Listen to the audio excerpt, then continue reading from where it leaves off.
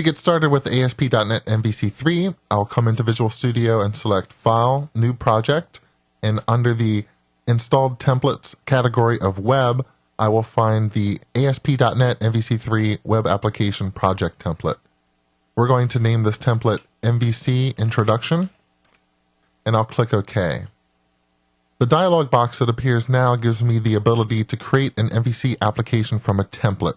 By default, there's two templates installed, an empty template, which will come with no controllers, no views. If you run the application as soon as you create it, there's really nothing there to display. And there's also an internet application that goes ahead and creates a home page or a home view for you. It has the ability to let a user log in and register with your site. I'm going to select Internet Application, and I'm going to select the Razor View Engine.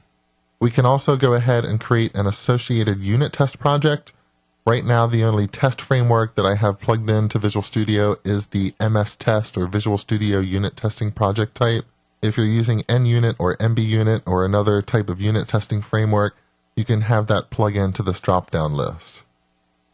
When I click OK, Visual Studio should go out and create a solution file for me and add two projects into that solution. One is the unit testing project, and one is the actual web project. Let's go ahead and run this application. So I'll press Ctrl F5, and we can see our default home page. There's a navigational menu that includes a home link, an about link. If I'm a new user, I can click the log on link and then come in and register and provide a username, email, address, and password, then return as an authenticated user. If you're a longtime web forms programmer, let me show you the source code for this page. It's very clean markup. There's no view state involved. In ASP.NET MVC, we do not use web forms controls, so there's no menu control or label control or text box control. MVC developers like to work with HTML. And let's also explore the solution just a little bit. The project template that we're using gave us a content folder. Inside of content is a site.css file. This is the cascading style sheet that provided all the colors and font sizes for the home page we were looking at. If we wanted to change any of that, we could modify the CSS file. There's also a scripts folder by default. Inside of here, you'll find both the Microsoft Ajax libraries and the jQuery library, in addition to some jQuery plugins to perform services like validation. If you enjoy working with CSS and JavaScript, you're going to enjoy working with the MVC framework. There is also a controllers folder. In fact, the class that we were first looking at when this project came up was the home controller.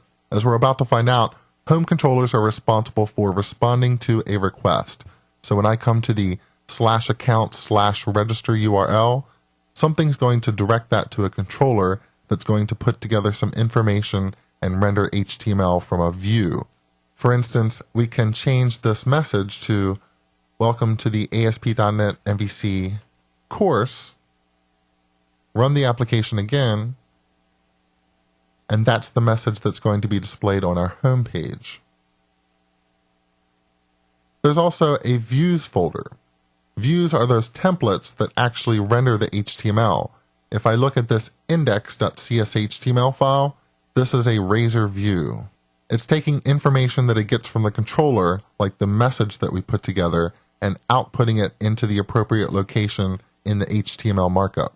But we're getting just a little bit ahead of ourselves, so let's take a step back and talk about what this model view controller framework really is all about.